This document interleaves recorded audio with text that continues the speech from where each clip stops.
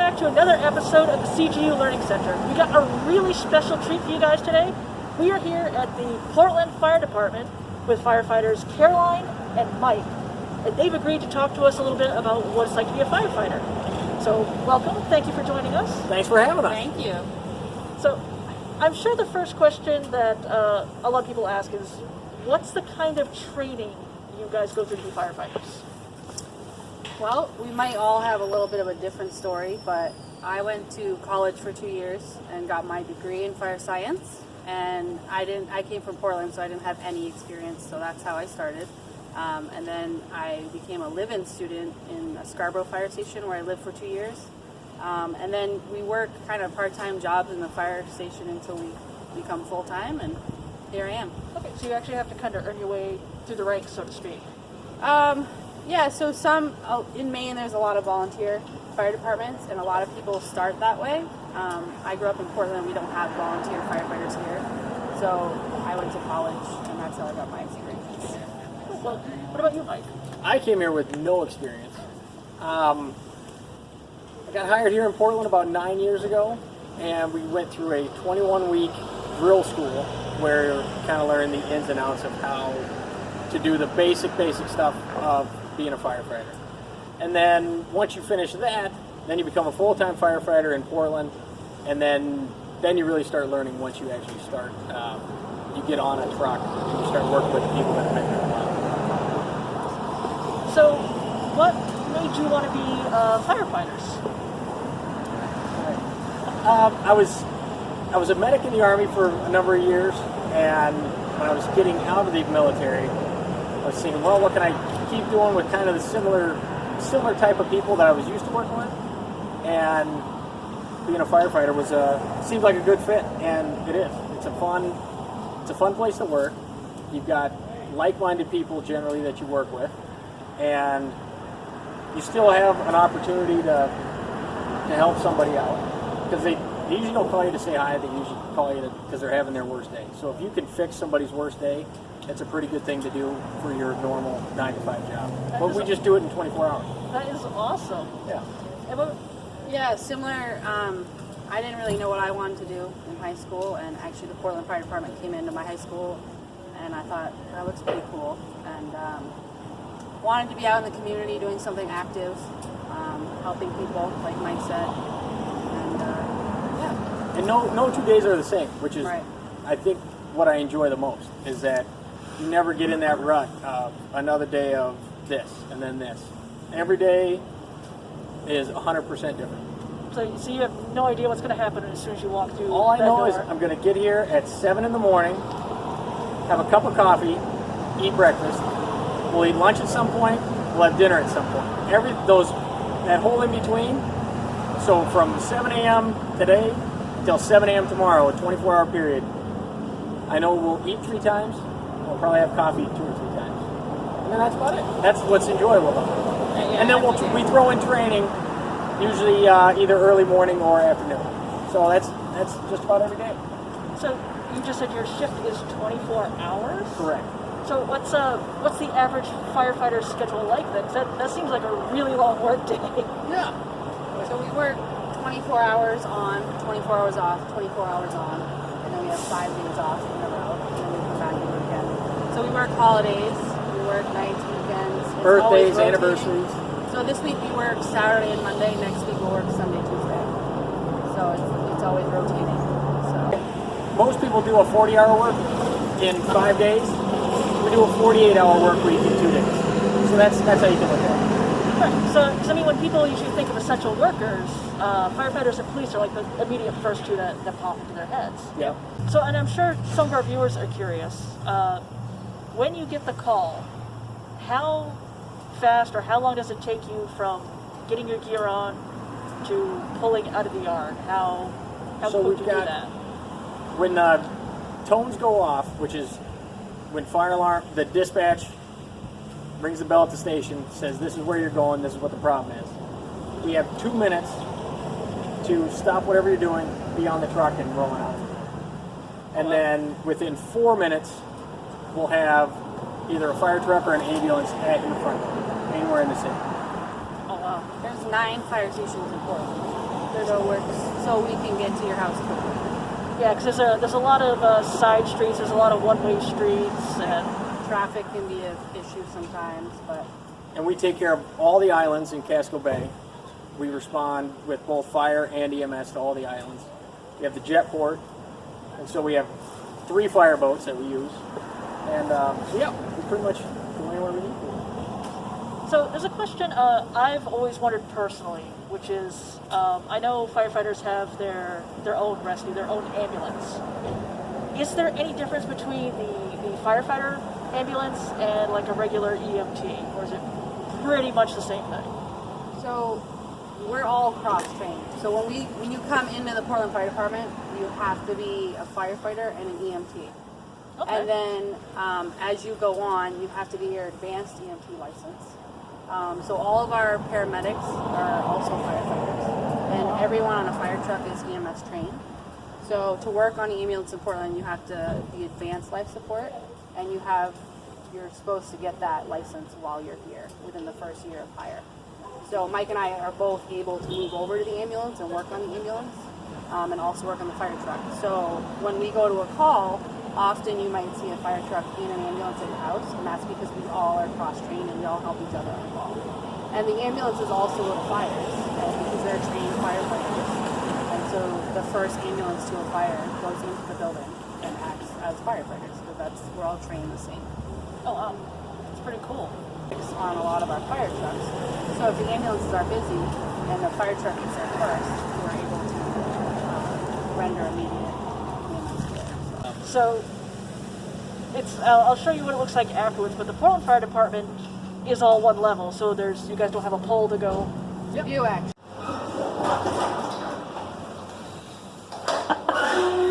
You do have a pole. Yeah, this oh is. wow. It's hard to tell from right here. If you were to back up, this is 2 levels, Oh yes. and our sleeping quarters are upstairs. See, I'm glad I asked because I just assumed it was all one level. Yep. Looking at it. And we can totally get that on. So are there different specialties within the fire department? Like, can you specialize in, say, hazardous materials, or like forest fires, or like structure fires, or what kind of specialties, if anything, do you guys have? So the specialties within the Portland Fire Department is either an air rescue firefighter who works at the airport. We have the Marine firefighters who are all trained as U.S. Coast Guard captains to operate the big boats we have down there. And then we also have a hazardous materials team, and that's what I work on, is the hazardous materials team. So Oh, wow. anyone who was interested in being a part of that program, we went to Anniston, Alabama for 2 weeks, where you get your hazardous materials technician license, and then we can all work as hazardous material techs here in Portland. Oh, wow. And so our truck responds to all the fires, any hazardous material incident, any car accident, any kind of off-the-wall call. That's what our truck tries to help with. Okay, wow. So like car accidents, if there's gas, you would respond to that to clean up the gas. Correct. We also can use these tools to cut open cars to get people out if we need to. Jaws of life? Correct. To, Jaws of life. call it extrication. So those are our extrication tools. On the other side of the truck, we have all of our rope stuff for high angle and low angle rescue. So if we needed to rappel off of something, or somebody was in the water, we couldn't get over a seawall to get down there, we could lower somebody over to get them out of the water to bring them back up. Do you have a specialty? So not one of the ones he mentioned. Okay. Again, I'm able to move over to the ambulance, which is kind of different. So like today I'm on the ladder truck. Tonight I'm going to be on the ambulance. That's it. Well, still being an EMT is nothing to sneeze at. No, and we all are. And I guess, we all work together. So the thing about our department is when someone has a problem, they call 911 and they get the fire department. They don't know what to do. So that could be all different kinds of calls. And that's why we have this truck, the special hazards truck. And if we get a call like that, we all go together. If someone's stuck in an elevator, this truck responds, and just like that. So it's why I like this job. It's a team effort. And everyone has everyone has a baseline understanding of the other person's job. So that's where, like Caroline was saying, that's where we kind of really come together, is that I know a little bit about what Caroline does, and she knows a little bit about what I do. So if we do have a call that involves either engine operations or ladder operations for Caroline, or some sort of special hazard for this truck, we both know what the person needs, so you can help each other out without someone having to dictate what needs to happen. If you get a fire, that's kind of like, that's the big call. That's what we train to do. We don't get it often, but when we do, we're all going, and we all have that one job, and we all come together and do our one job, and it kind of, most of the time I had heard that fire departments and firefighters have like this big family type atmosphere. From what you're describing, it sounds like that's true. Yes. Yeah, like Mike said, we come in, we all have coffee together. We say, hey, how was your time off? How's the kids? How are the kids? Most of us are parents. We're working 24 hours, so we're not home with our families. We're not there on every holiday. We both worked Christmas last year, and so this is our second family. So we come in, we train together, we eat meals together, we hang out together. I see Mike, just as much as I see my husband. So this is our second family. Because there's, at Bramhall Station where we're at right now, there's 13 of us here. So we all eat breakfast, lunch, and dinner together. A lot of times we'll go out on our off days together. So this is who your kids begin to associate with. Like Caroline and some of the other guys that work here, my kids know them, and vice versa. And so it just becomes an extended family. It's let's start laughing and have a good time. And sometimes we have tough calls, and we need each other after those calls. We talk about it, and that's what's really nice about having each other at the station. Okay, so before we get to the fun stuff and have you start talking about your equipment a little bit, a couple of fire safety things. So I'm kind of curious, what time of year is busiest for you guys? Like out of spring, summer, winter, fall? Yeah, I don't know if there's a great answer for that, because I think it can be pretty random. So each season has its own challenges. Obviously in the winter, heating elements are a challenge. So we'll get like chimney fires. We have problems with stoves. Car accidents go up in the winter generally. Yeah, with the snow, people falling on the ice a lot. We have a lot of that. So winter can be busy for that kinds of stuff. And obviously we have our own challenges in the snow. If we have to go on somebody's roof, it's slippery. If we have to get the stretcher to someone's door, we might have to shovel a pathway first.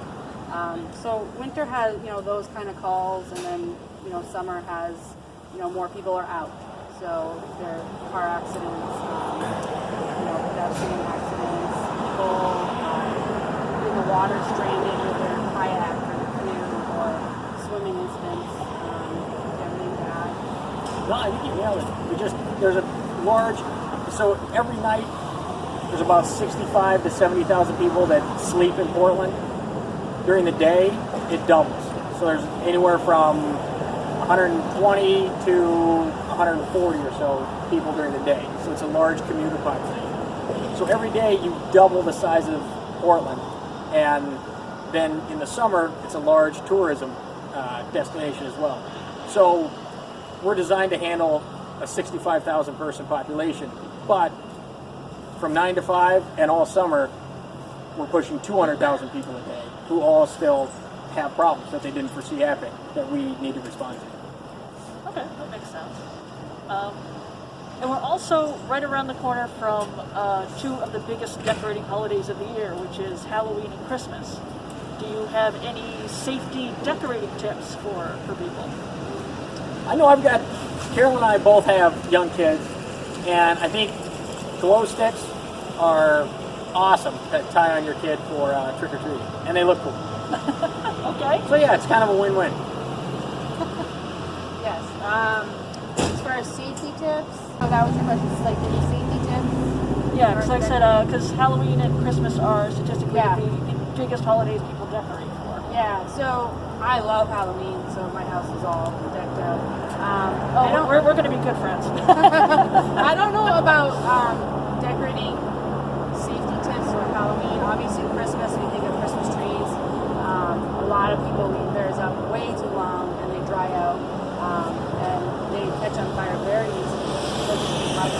So that's always our concern with Christmas. Yeah. And then I guess for me, Halloween is more of trick or treating with the cars, like just watching the kids and making sure they're safe trick or treating. Hopefully we can trick or treat this year. That would be nice, yeah. We've been trying to figure out what we're going to do for Halloween, and it's with COVID, it's just really hard to figure out what to do safely. Yeah, I think Halloween is fairly safe. We don't deal with a lot of tank issues, I don't think, on Halloween.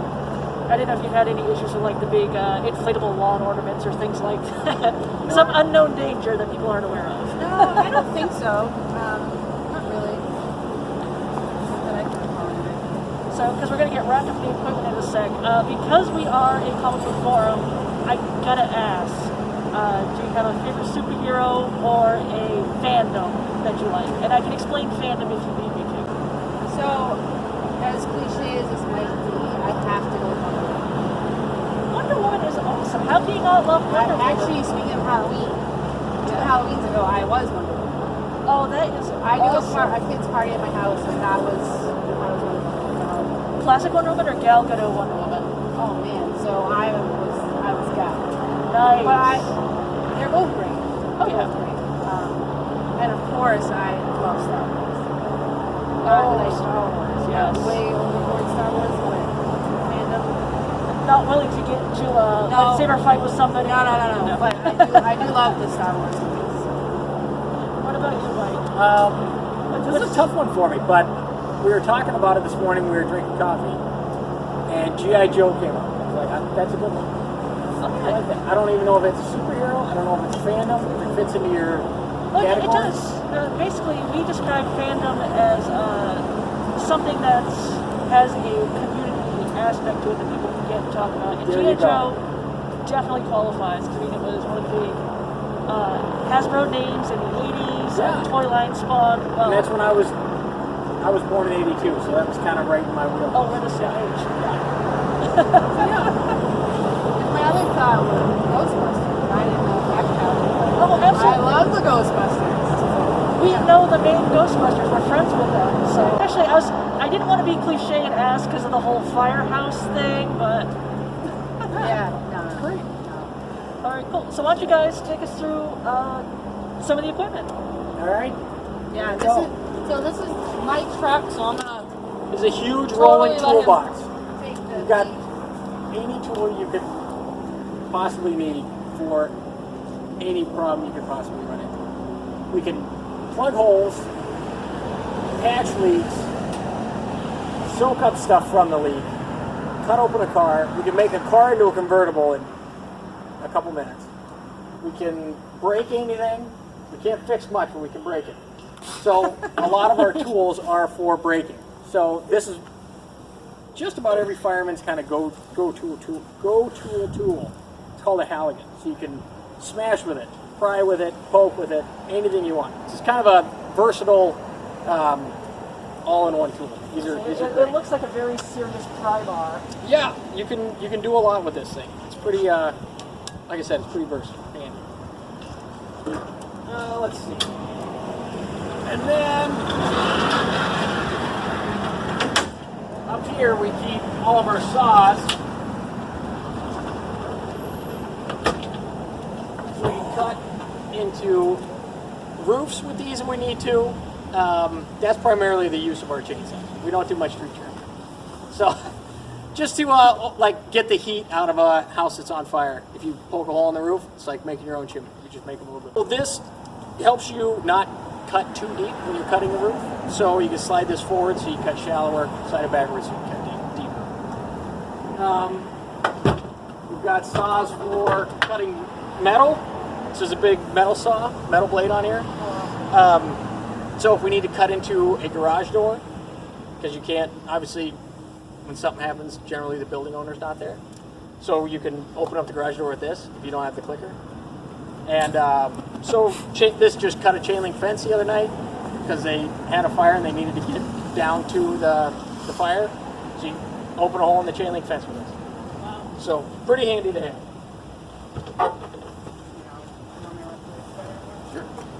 So I'm not on this truck, but I am actually assigned to the engine, which is the pumper. has the water for the fire. But we don't always use our hose line, so we go to big fires, but we also go to little fires. So hopefully everyone watching has something that looks kind of like this in their house, in their school, fire extinguisher. This one has water in it, and we actually have a bunch of fire extinguishers on the fire trucks as well. Because like I said, sometimes we go to little fires, and this one has water, and this actually puts out quite a few fires. We use this tool a lot. We get a lot of like mulch fires and grass fires, so quite often we're grabbing this, and hopefully we can handle the fire with this guy instead of pulling our hose lines off. Nice, so you can use a smaller tool instead of like swatting a fly with a Buick. Correct. So sometimes we'll go way up into the third floor of an apartment building, and we'll bring this with us. So we have a tool there if we do encounter a fire before we pull the hose lines off the truck. So while we're kind of looking for the problem, we bring this with us, and hopefully we can knock it down with this. So this is a tool we use often, and if you don't have one in your house, you should get one for your kitchen. And working smoke detectors and CO2 detectors. Yes, yes, absolutely. So. Cool. All right, moving down the line. This is nothing but a bunch of saws and drills and things like that. Not too exciting. You may wonder why we have an entire compartment full of wood. I was going to ask, because that seems a little weird if you're fighting a fire. It seems like overkill, right? So, when you have a car accident, a lot of times the vehicles are unstable. A tire blew out or something, so it'll rock. And if you have someone stuck in that car, you don't want that car to move when you're trying to get your patient out. So we use these to jam underneath the vehicle to hold it in place. So this can slide underneath the side of a car to keep the car stable while we get the patient out of the vehicle. So that's why we have an entire box full of wood. You basically have an entire compartment for stabilizers. Nailed it. That's exactly it. Yeah. Speaking about car wrecks, here's all the stuff to get the people out of the vehicles like we were talking about. If you have someone, you need to make a car into a convertible, these are all the tools you can use to do that. They run off this little generator down here, and this is what makes all these run. They hook up to this hydraulic hose, and it's a whole system, but it works well. So if you can't get out of somewhere, we will get you. That's the message. Right. If you're stuck in your house and it's on fire, we're going to get you. Or if you're stuck in your car. We have so many tools to be able to get people to safety. So, yeah, I mean, this truck is very diverse as far as the tools on it. This is the specialty truck. So, We have a boat on it. Yeah. A boat? And a motor. Wow. Yeah. So pretty much anything you need, we can figure it out with this truck. The lights too, a lot of our calls are at night because people are home at night. So it's really important to light up the scene. So yeah, there's a lot of different things on this truck. So it's like a Swiss Army firefighter truck. There you go. Perfect. So I guess you guys have got some of your personal thing that you actually wear, kind of Yeah, kicking I around. figured I would put it on. That'd be awesome. That way. So a lot of times kids are a little nervous about what we look like in our gear because it looks different. So I like to put my gear on so you can see me, what I look like in my gear. So if we do have to come into your house and we look a little funny, we want you to come to us, not run away from us. That defeats the purpose of... Kids like to hide, so we don't want them to hide, so to come to us. So the way I think of it, it's like a big snowsuit. And it is very hot. So it's going to be like putting a snowsuit on in the summer.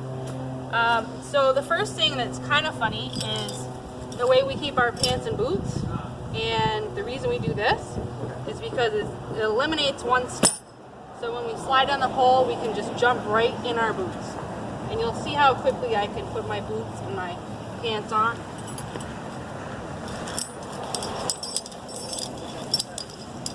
And then I'm half dressed already. And that's how we're able to get out of the door so quick, if we need to. Do you recommend that for kids who are running late for school? Totally. It's great with snow pants and boots. Awesome. Same type of thing. You just pull your jeans right over the top of your boots. You wake up in the morning, boom. Yep. You go. The next thing is, this is a hood. and this kind of protects our neck and our ears and our hair. So when I'm done, there won't be any part of me showing. So again, just like a hat you'd wear out in the snow. And then I put on my jacket.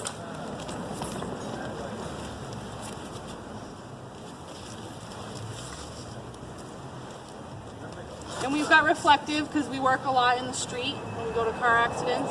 We all have our names on the back of our coat, and that's so we know who we are in the dark, or Because once you're all covered up, you can't tell who's who. or in the smoke. We all have a radio. We all have a flashlight. And then we have kind of various tools that we feel like we need. He has different tools than I do, just things we choose to put in our pockets to kind of keep us safe if we get into a scary situation. My helmet, so things can, a lot of things fall from ceilings or from a roof if we're walking around, ice, anything, so this protects our heads. So we've got a lot of protection. And then before I keep that on, I'm going to show you, so this is my air. So this is what helps us go into a smoky building. This is why we're able to breathe in the smoke and come and get people who are inside their house if it's on fire. So this is kind of like a backpack. It's pretty heavy. It looks like it. So is it like 50 extra? I think so. 50 extra pounds with all of our gear and our air pack. How much does the overall gear weigh? About that, like 50. 50, So yeah. Wow. Yep. So air pack, helmet, coat, boots, So all pants. this, yep. So I'll actually, I'm going to turn on my air so you can see what I sound like when I do have it on. It's a little like Darth comic book Vader. thing. Darth Vader, this Yeah. is perfect, you guys. You're gonna love Exactly. this. That's exactly what I'm going to sound like. So here's my mask.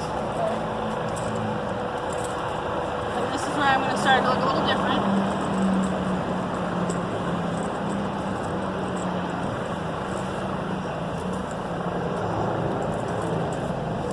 And then I put my hood up. Seeing it all together, I can understand how, like, in panic, in a smoky house, how that would be a little freaky to see coming towards you. Yep. Put my helmet on, my strap,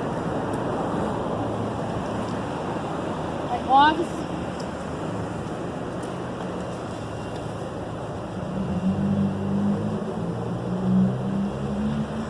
So there's no part of me showing anymore, so it's all protected. And then the last thing is my air.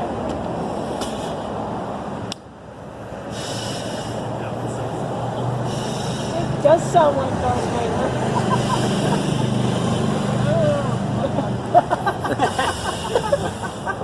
It's what we look like. So if your house unfortunately does catch on fire and you see someone that looks like this coming towards you, go to them. So if you see someone like this dressed up in your house, make sure you come right to us. Don't hide under your bed or in your closet. We need to get you out as soon as possible. Don't try to get your pets. We'll go in and get them. We've got this air that we're able to breathe in the smoke. You guys can't breathe in the smoke for long. So make sure you get right out of your house. And if you are trapped in your room in your house and you can't get out, just start chucking your toys out the window so we know you're in there. So when we show up, we'll say, oh, I know where they are. It'll make them easier to help find you and get you to safety. Yep. One of the most important things that we tell kids is if your smoke or fire alarm goes off in your house, close your bedroom door. If you sleep with your bedroom door open, close your bedroom door. Because believe it or not, that tiny little door, there's photos where the entire hallway is burnt out, but because that child closed their door, the room is perfect. You don't even need to paint the walls. It's amazing. You must sleep with your doors closed. It's if you're unfortunate enough and your house catches fire, it will save you. So always keep your doors shut. And just the importance of your smoke detectors and making sure they're working, making sure they're, up. If you're on the third floor, make sure you have them in your rooms, because that's what's going to wake you up at night and tell you to get out. So any last minute fire safety tips? Just one more thing, make sure, you know, you have a plan. Talk about it with your family. You have a meeting place outside. So if there is a fire in your house, you'll know exactly where to meet your parents. And again, just don't go back in for anything because we'll be right there and you can tell us about it. Okay? And if you live in an apartment building, pretty much all apartment buildings have a safe spot. If you don't know where your apartment's safe spot is, ask so that you know in case you need to go there. So awesome. Well, thank you so much, Caroline and Mike. This has been awesome to come down and talk to you guys about what it's like to be a firefighter and some fire safety. If you want to know more about the Portland Fire Department, you can check out the link at the end. If you have any more questions about fire safety, get in touch with your local fire department. They usually have a website, an email, a Facebook page. You can message and clear up any questions you may have. Again, thank you guys so much. This has been awesome. Thank you. You're welcome.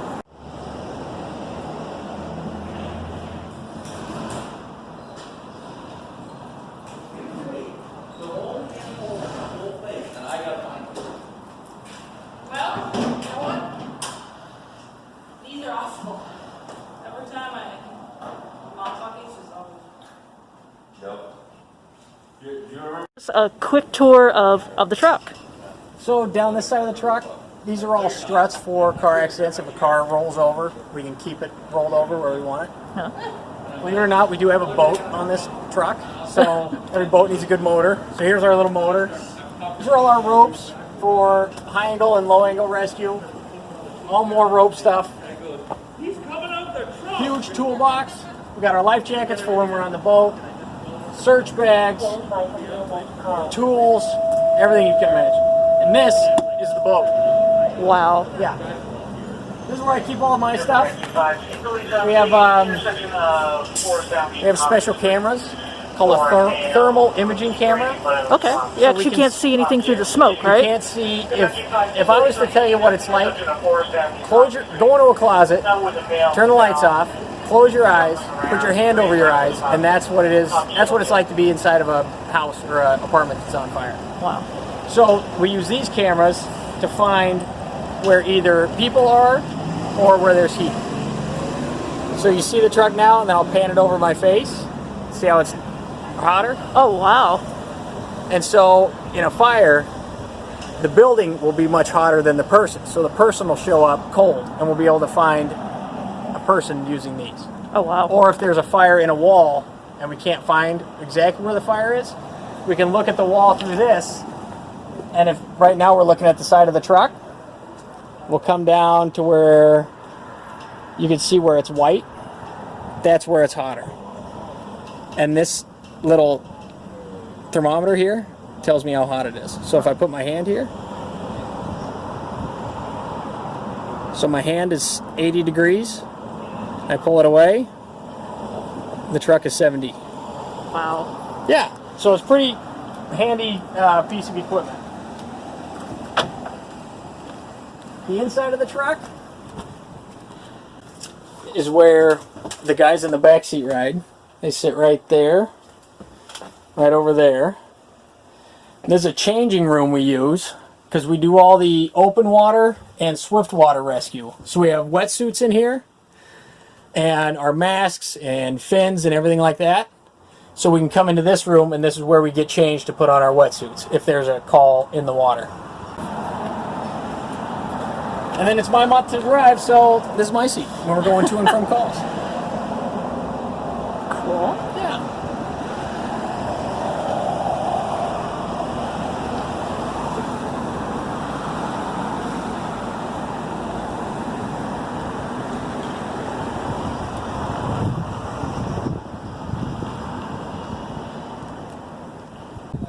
This compartment, the officer that rides in the front seat there, and the other firefighter that rides in the back. This is where they keep their stuff in their air packs.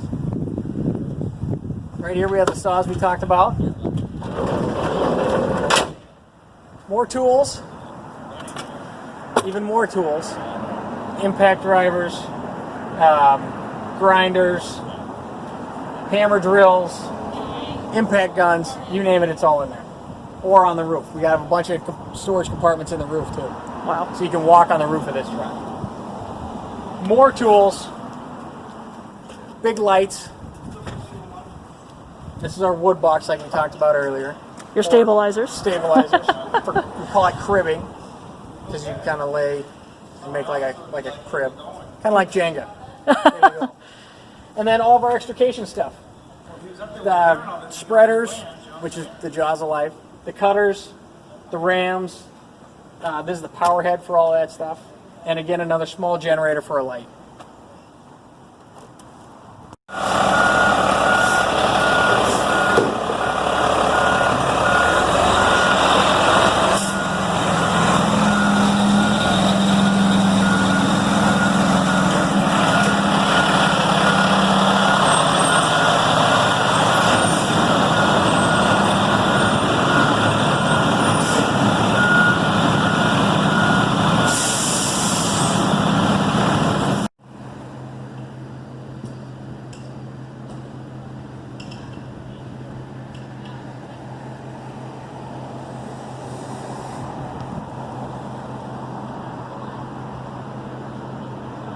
Oh.